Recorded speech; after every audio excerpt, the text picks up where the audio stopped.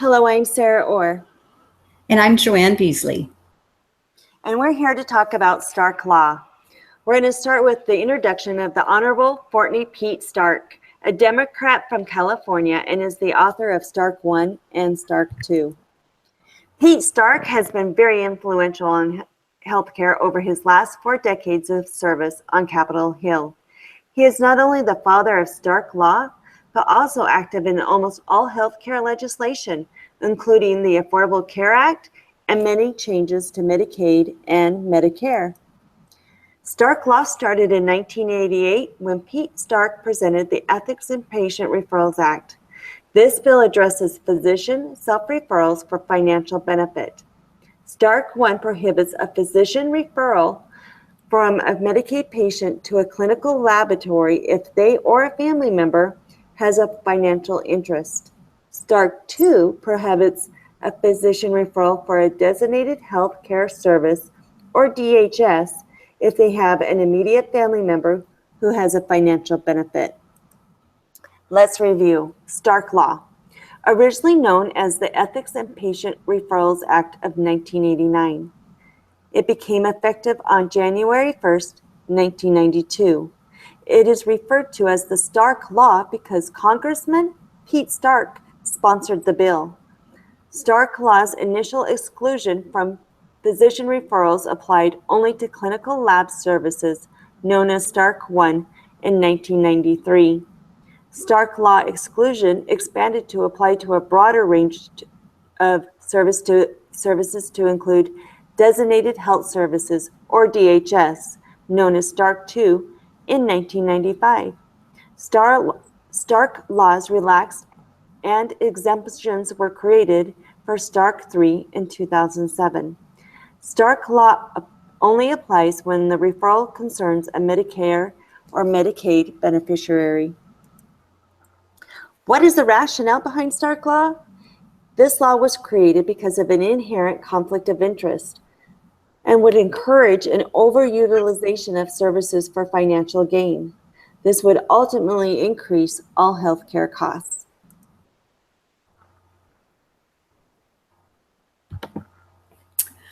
So I'm going to speak a little bit about Stark 1 and Stark 2 at this point, and begin with Stark 1 with Medicare fraud and abuse laws. The 5 most important federal fraud and abuse laws that apply to physicians are the False Claims Act statute, the Physician Self-Referral Law, the Exclusion Authorities, and the Civil Monetary Penalties Law.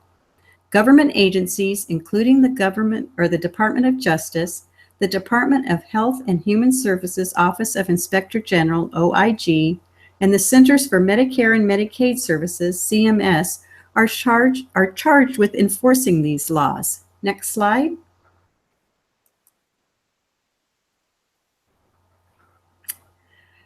As you begin your career, it is crucial to understand these laws, not only because following them is the right thing to do, but also because violating them could result in criminal penalties, civil fines, exclusions from federal health care programs, or the loss of your medical license from your state medical board.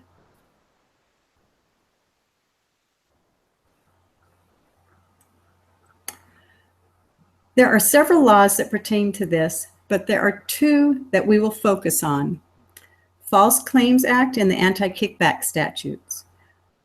And I'm going to talk first about the Anti-Kickback Statute. In some industries, it's acceptable to reward those who refer business to you. However, in the federal healthcare programs, paying for referrals is a crime.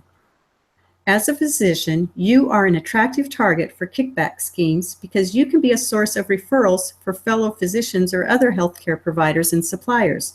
Taking money or gifts from a drug or device company or a durable medical equipment supplier is not justified by the argument that you would have prescribed that drug or ordered that wheelchair even without a kickback. There's also the False Claims Act, which states it's illegal to submit claims for payment to Medicare or Medicaid that you know or should know are false or fraudulent. This is a real situation, and the government takes it seriously. I worked for an OBGYN in the mid to late 70s in which this did happen. He was one of the few doctors who took care of Medi-Cal patients in the county, so he was very busy. He was a wonderful doctor, but he hated paperwork. Instead of billing out every delivery individually, he just had the insurance biller process the claim as what he would do and use in a normal delivery instead of giving her the exact accounting. Because he did such a large volume of cases, he was earmarked for investigation.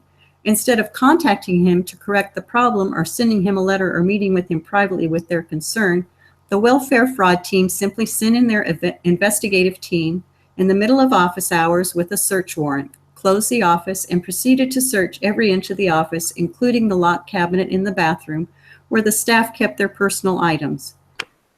It was a sad thing to watch a good man publicly humiliated because he didn't take paperwork seriously. So fraud is not pretty or acceptable, no matter what your reasoning.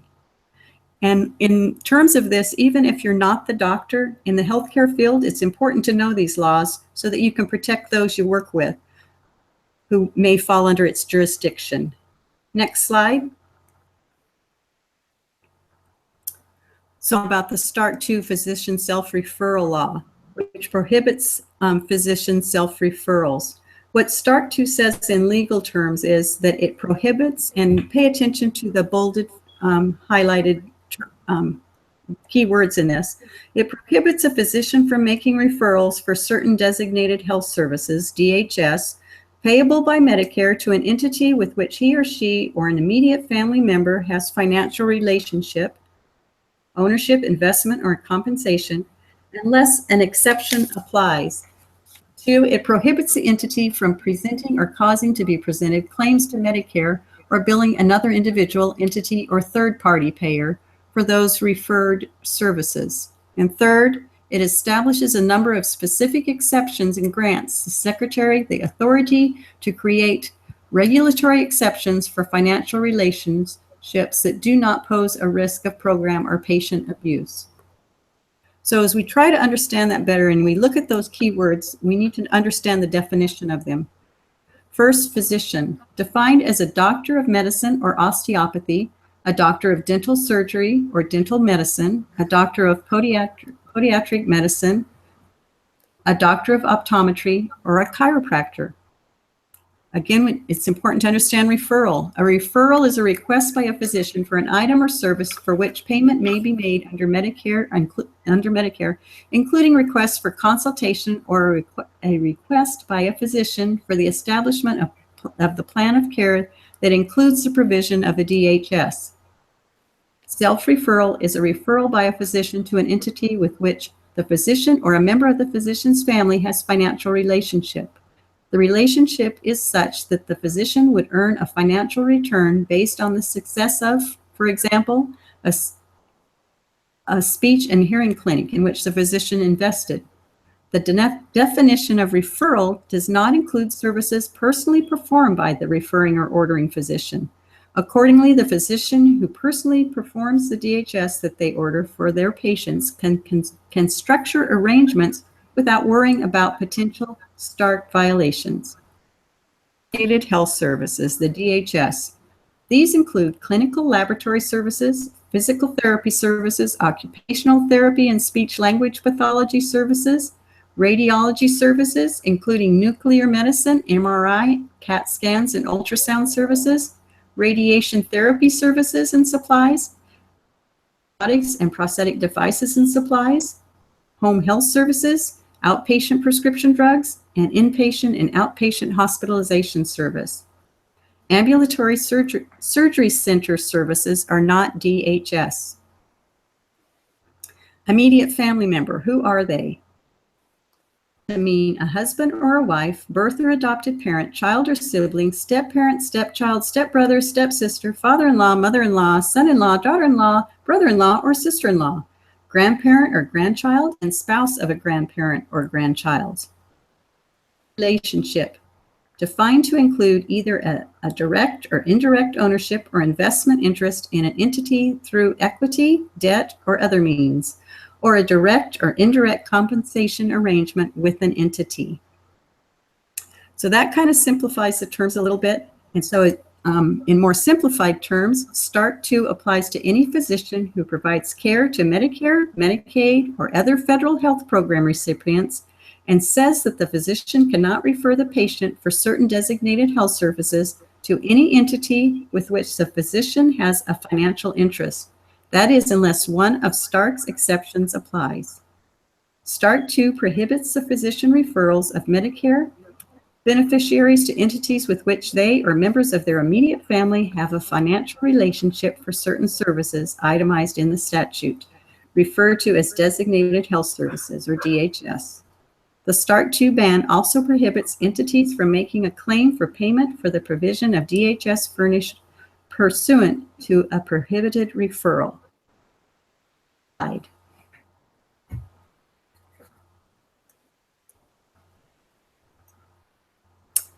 So to help evaluate if there is a violation of a START 2 self-referral law, the OIG has asked that physicians ask themselves these questions.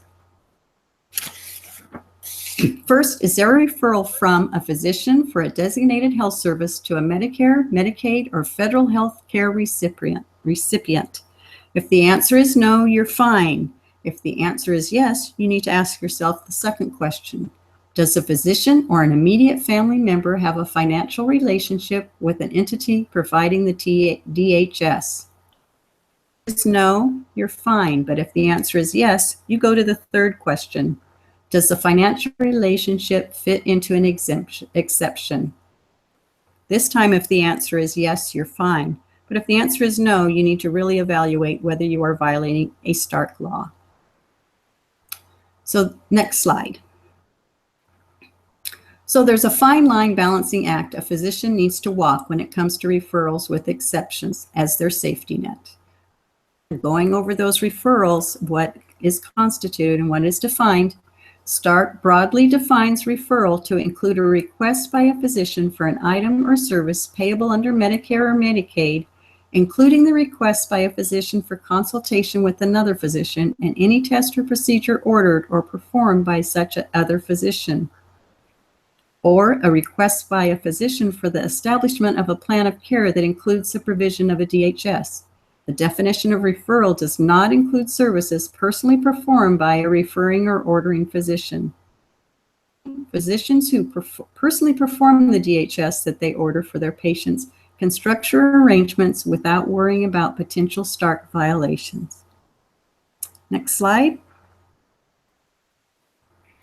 And then exceptions. What are those exceptions?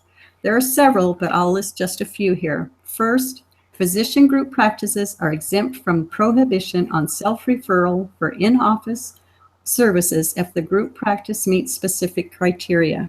Second, a physician may self-refer if the services are personally performed or supervised by another physician in the same group practice. And third, the federal prohibition does not apply to specific types of facilities, in particular, ambulatory surgical centers. Summary. One more time.